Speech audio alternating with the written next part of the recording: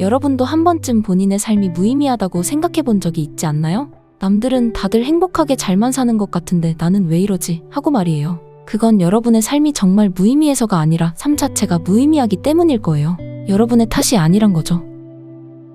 하지만 여러분은 단지 위안을 주는 말을 듣기 위해 이 영상을 보러 온 것은 아니잖아요? 제가 방향을 제시해 줄게요. 알베르 카뮈의 생각을 함께 들여다보도록 해요. 우선 삶이 유의미해지기 위해선 역설적으로 삶이 무의미하다는 것을 인정해야 해요. 알베르 카뮈는 자신의 에세이인 시지프 신화에서 이렇게 말했어요. 인생이 살만한 가치가 있는지를 판단하는 것이야말로 가장 중요한 철학적 문제다 라고 말이에요. 삶이 무의미한데 당연히 살만한 가치가 없는 것 아냐? 이렇게 생각하실 수도 있을 거예요. 이 물음에 물론 카뮈는 아니라고 말했죠. 카뮈는 삶이 부조리하다는 것을 의식하고도 살아가는 것이야말로 바람직한 태도라고 생각했어요. 여기서 중요한 것은 의식을 한다는 것이죠. 이해를 돕기 위해 카뮈의 시지프 신화 이야기를 잠깐 들여다볼까요? 시지프 신화의 시지프는 신들로부터 미움을 받아 바위를 산 정상에 올려다 놓으라는 형벌을 받게 돼요. 하지만 바위를 정상에 올려놓을 때마다 어김없이 떨어지고 말아요. 무의미 그 자체인 형벌인 셈이죠. 시지프는 다시 정상을 향해 바위를 굴리기 시작해요. 그러면서 자신의 부조리한 운명을 의식하게 되죠. 고된 노동 끝에 정상에 도착한 그는 다시 떨어지는 바위를 바라봐요. 하지만 이번엔 그의 얼굴에도 미소가 어려 있어요. 다시 돌아와 보죠.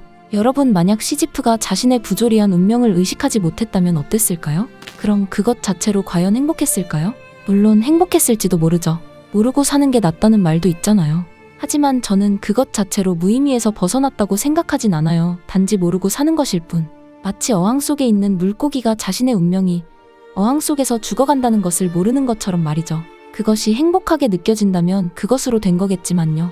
하지만 이 영상을 보는 여러분들은 이미 시지프처럼 의식을 하는 사람들일 겁니다. 나아가 의식을 하면서도 산정을 향해 묵묵히 투쟁을 이어나갈 준비가 된 사람들일 겁니다.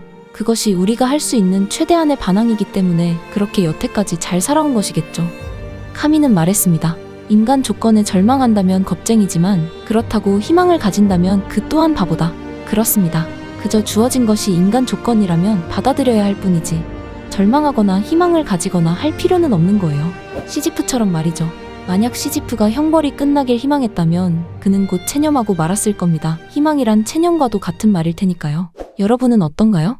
주어진 인간 조건에 절망하거나 희망을 가지진 않았나요? 누구는 부유하게 태어났기 때문에, 누구는 잘생겼기 때문에, 반대로 나는 행복한 가정이 있기 때문에 하고 말이죠. 하지만 그런 것은 여러분의 삶에 있어서 정말 아무런 의미도 없습니다. 그런 것들 자체가 여러분의 인생을 유의미하게 해주진 않았을 테니 그저 우연히 주어진 것일 뿐입니다. 자, 그럼 여태까지의 말을 정리해보겠습니다. 정리한다곤 했지만 사실 별거 없습니다. 인생은 본래 무의미한 것이고 무의미한 인생 앞에 우리가 할 수 있는 최선은 무의미하다는 것을 알면서도 묵묵히 버티며 살아가는 것뿐이다. 이것이겠죠. 그런데 여기서 끝난다면 방향을 제시한 것이라 할 수 없을 겁니다. 그렇다면 방향까지 제시하고 영상을 마치겠습니다. 우리는 인생이 아무런 의미가 없다는 것을 잘 알면서도 어떤 것에 의미를 부여하면서 살아갑니다.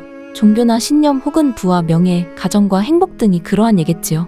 우리 스스로 인생에 대한 태도를 결정한 것입니다. 어떤 것에 가치를 둘 것인지 말이죠. 예, 그렇습니다. 무의미한 인생이 유의미해지기 위해선 의미 부여가 필요합니다. 하지만 이런 의미 부여가 그 자체로 좋거나 나쁜 것은 아니지만 경계할 필요는 있습니다. 위에서 말한 것처럼 헛된 희망에서 비롯된 체념을 하지 않기 위해서 말이죠. 카뮈는 말합니다. 부조리한 삶을 대하는 삶의 태도엔 세 가지의 방식이 있다고. 그것은 바로 도피와 비약 그리고 반항입니다. 첫 번째로 도피의 한 예로 자살을 들 수 있겠죠. 인생이 더 이상 살만한 가치가 없다고 판단한 사람들은 부조리로부터 벗어나려고 자살을 선택합니다. 하지만 부조리 혹은 무의미는 한 인간의 탄생과 더불어 시작되고 죽음으로부터 끝나는 것입니다. 한 인간의 전 인생이 부조리 그 자체인 셈이죠. 그러니 부조리를 벗어나려는 것은 인생을 벗어나려는 것과 다름이 없습니다. 자, 한번 생각해보세요. 인생에서 벗어나기 위해 인생을 끝낸다? 그럴 수 있다고 생각이 들지만 뭔가 납득이 안 가지 않나요? 목적이 아무리 정당하다 할지라도 수단이 정당하지 않다면 용납할 수 없는 것입니다. 두 번째로 비약입니다. 사람들은 절망스럽거나 힘이 들 때 계속해서 무언가를 찾곤 합니다. 종교에 귀의하거나 누군가에게 기대거나 아니면 부와 명예를 쫓으며 성공에 대한 희망을 꿈꾸거나 그렇습니다. 주어진 삶을 외면하고 현재 자신의 삶 밖에서 인생의 의미를 찾는 것이죠. 물론 이러한 것들 자체가 잘못된 것은 아닙니다. 문제는 헛된 희망이 체념을 불러일으킬 수 있다는 것이죠. 믿고 기댄 것들이 어느 날 한순간 사라지고 무의미한 것이 됐을 때 여러분들은 다시 앞으로 나아갈 수 있겠습니까? 무한히 반복될 희망과 좌절 앞에서 말이죠. 그렇다고 자신 있게 대답했다면 여러분은 이미 반항하는 인간일 것입니다. 자, 그러면 드디어 세 번째 태도인 반항입니다. 여러분은 일상에서 권태를 느껴본 적이 있나요? 아마 다들 한 번쯤 느껴보셨을 겁니다. 매일 마주하는 현실과 그 속에 놓여있는 사람들처럼 말이에요. 그러다 어느 날 문득 왜? 라는 물음과 함께 의식이 깨어납니다. 이 의식이란 바위를 굴리던 시지프의 부조리한 의식과 조금도 다름없는 의식이에요. 나는 왜 매일 똑같은 회사와 똑같은 상사의 얼굴을 보며 똑같은 일상을 보내야 하는가? 하고 말이죠. 부조리의 정신은 여러분에게 대답을 요구합니다. 이런 상황에서 어떤 선택을 할 것인가? 예스인가 노인가? 참을 것인가 아니면 참지 않을 것인가? 왜? 라는 물음은 그 자체로 어딘가 부당하다는 데에서 기인했으므로 여러분은 거부하기로 선택합니다. 그때부터 반항이 시작됩니다. 여러분은 이제 부조리에 맞서는 반항하는 인간이 된 것입니다. 하지만 여러분은 궁금하시겠죠. 그러면 회사를 그만두라는 말이야? 다행히 그렇게 하라는 건 절대로 아니에요. 물론 회사를 그만두는 것도 반항일 수 있겠지만 회사를 묵묵히 다니는 것도 하나의 반항일 수 있으니까요. 무슨 말이냐고요? 아까의 시지프를 잠깐 떠올려 보세요.